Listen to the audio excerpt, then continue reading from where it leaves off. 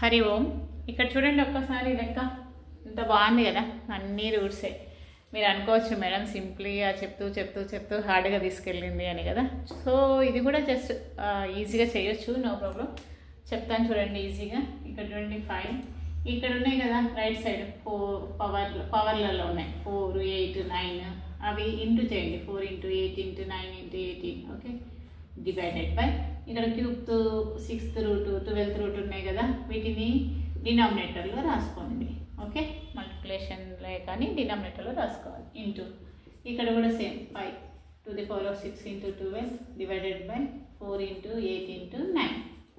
Okay, so 3 1s 3 3s 3 1s 3 2s 2 1s 2 4s 4 1s 4 3s 3 1s 3 6. Okay, so 5 to the power of 4 6 అంటే 24 into 5 to the power of ఇక్కడ ఏమొస్తుందో చూద్దాం. 3 2s 3 3s 3 1s 3 4s 4 1s 4 పోయింది, 2 1s 2 4s. So 5 to the power of 1. ఇంకేముందండి, a to the power of m into a to the power of n రూపంలో లేదు ఇది. a to the power of m into a to the power of n that is equal to a to the power of m plus n. So 5 to the power of 24 plus 1/4. So దీని answer ఎలాగో మీకు తెలుసు.